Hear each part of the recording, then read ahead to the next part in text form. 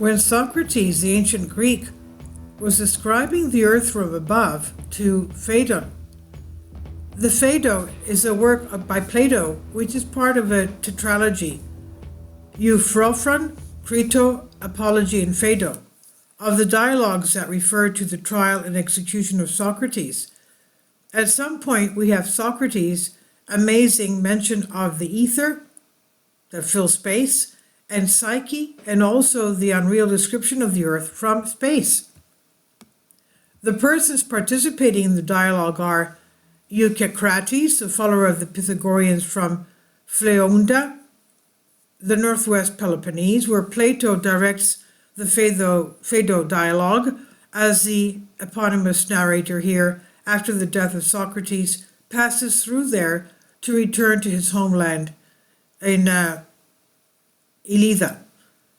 Simmias and Kevis, the two spiritual twins from Thebes, students of the famous Pythagorean Pythagoras and Philolaos, came to Athens to complete their philosophical education and became regular interlocutors of Socrates. Plato, Phaedon concerning the soul. Then Simmias urges Socrates to speak about the earth. Quote, "I am convinced, therefore," said Socrates, "that first, if it is in the middle of the sky, and it is also round, it does not need the wind or any other support to keep it from falling, but is able to be held firmly by the homogeneity of this world in each direction, and is its balance itself. For when something balanced is placed in the center of another of the same shape, it cannot lean more or less in one direction, so it remains stationary in the same state. Even that is the huge, and that we live from the Passus River to the Heraclean columns, that's the gates of Gibraltar, that is, in a small part of it, like the frogs that live in the sea. And still there are other places inhabited by many other people, because there are around the earth many hollows of various shapes and sizes, where water, air, and mist have collected. The earth itself is pure in the midst of a pure world, where are the stars which some call ether. Note, the firmament was the air from the earth to the clouds, and above the clouds was the ether with the stars, which today we call space. So there are many cavities, and we are unaware that we live in any of them, but we think that we live on its surface, and we call the air the sky, with the idea that this is the sky where the stars move.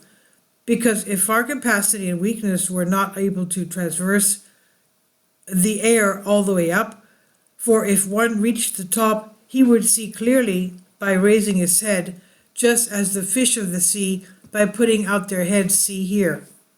Thus one could clearly see the outer world, the ether, that is space. And if our nature was able to bear the sight, it would understand that it is the real sky and the real light and the real earth. So it is said, Socrates continues, that the earth, if one were to see it from above, is like a sphere, spike balls or footballs, which are made of 12 pieces of different skins. That is, it is a multicolored sphere, and its parts are distinguished by the colors each has, and the colors that our painters use here are but imitations of those colors, he said. So from here we see that the earth is colored by these colors, which are brighter and purer than here. The cavities take on a brilliant hue within the variety of other colors to give the impression of a single multicolored image. Socrates then probably describes what we know today as heaven, and later what we know today as hell. And this earth, therefore, is adorned with various gems and beautiful colors, and also with gold, silver, and the like, so that the sight of them may be delightful and fortunate to fortunate spectators. Above it there are animals and men, some of whom dwell in the middle of the earth, and others around, and are surrounded by air as well as near the sea, others in islands surrounded by air and close to the land.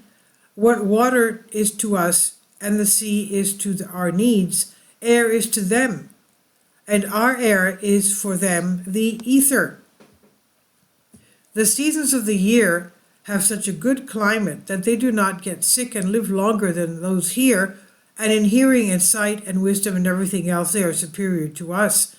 They still have groves of the gods and sanctuaries in which gods actually dwell. The gods talk with them, give oracles, and appear before them. In this way, the relations of men with the gods are close. Among the chasms of the earth, there is one which is the greatest and perpetual, the whole earth from one end to the other. It penetrates the whole earth from one end to the other. And this is what Homer meant when he said, far away where there is the deep chasm under the earth, which elsewhere he and other poets called Tartarus. There are many streams there, and among them there are all 4 streams, rivers, and it goes around and around outside the outermost circle around the earth, called the ocean. In the opposite direction flows the Acheron, which passes through uninhabited places and reaches Lake Acherusia, where the souls of the many dead arrive, and after remaining for a certain period of time, determined by Amarameni, that's ancient meaning I take my portion. Some, more or less, are sent from the generations of the animals. A third river that springs from the other 2 is called Periphlethons, which was burning, and Kokitos, where sinful souls mourned for forgiveness. How did Socrates manage to know so many things? How did he know what the earth looked like from space? How did he see it himself? Did he see it himself, or did someone inform him? And this I've translated from a Greek article. Please leave your comments. Thank you for your support. Kindly support my Patreon account. The daily posts are 5 videos daily, and they are totally different from what I have on my YouTube channel. Thank you so much for your support and that you find all my content so interesting. You'll find the Patreon account details in the description box below.